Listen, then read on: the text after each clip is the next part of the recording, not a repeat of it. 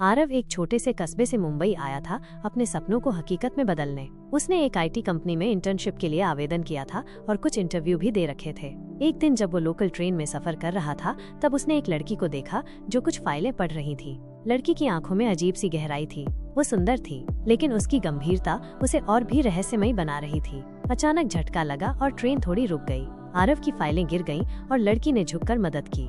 Thanks, Aarav बोला। कोई बात नहीं, मैं नेहा हूँ। तुम जॉब की तलाश में हो? आरव चौंका। हाँ, पर आपको कैसे पता? तुम्हारे फाइलों में रिज्यूमे देखा।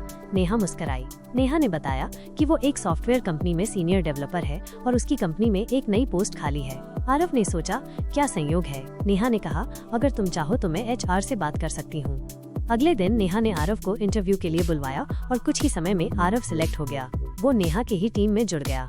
नेहा एकदम प्रोफेशनल थी लेकिन कभी कभी उसका बर्ताव अजीब हो जाता था। वो अचानक उदास हो जाती या फोन देखकर घबरा जाती। आरव ने धीरे धीरे उसके करीब जाना शुरू किया। एक दिन उसने नेहा से पूछा, तुम हमेशा इतनी चुप क्यों रहती हो? नेहा ने सिर्फ इतना कहा, कुछ लोग भूत बनकर पीछा नहीं छोड़ते। आरव को कुछ समझ नहीं आया लेकिन उसने ज्यादा नहीं पूछा। कुछ हफ्तों बाद कंपनी की एक ऑफिशियल ट्रिप लोनावला में हुई। वहाँ रात को कैंप फायर के समय नेहा ने आरव से कहा, मैं तुम पर भरोसा करती हूँ, क्या तुम मेरा एक राज जानना चाहोगे?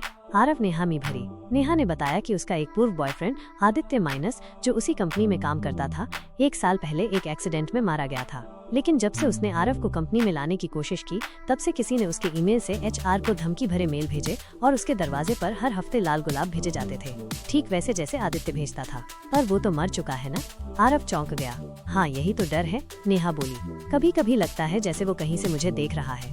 आरव ने इसे कोरी कल्पना मानकर अनदेखा कर दिया, लेकिन कुछ दिनों बाद उसके खुद के फोन पर एक अनजान नंबर से मैसेज आया, नेहा मेरी है, दूर रहो। वो घबरा गया।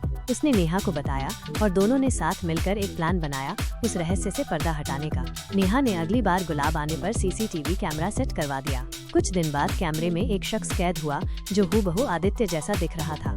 आरव और नेहा दोनों हैरान थे। पुलिस को बुलाया गया। जब उसे पकड़ा गया तो सामने आया कि वो आदित्य का जुड़वा भाई था, अर्जुन, जिसे किसी ने आदित्य के मरने के बाद कभी नहीं देखा था। अर्जुन मानसिक रूप से बीमार था और नेहा से एक तरफा प्यार करता था। आदित्य के मरने के बाद उसने उसकी पहचान लेकर नेहा को डराना शुरू किया। उसे पुलिस ने गिरफ्तार कर लिया।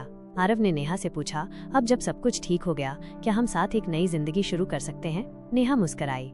तुम मेरे लिए अंधेरे से उजाले तक की राह बने हो, मैं तुम्हारे साथ चलने को तैयार हूँ। दोनों ने एक मंदिर में शादी कर ली, बिना किसी तामझाम के, पर सच्चे दिल से। अंतिम पंक्तियाँ, प्यार में अगर थोड़ा रहस्य न हो तो कहानी अधूरी लगती है, लेकिन जब सच्चाई सामने आती है और प्यार जीत जाता है तो वही बनती है एक यादगार मोहब्बत की दास्तान।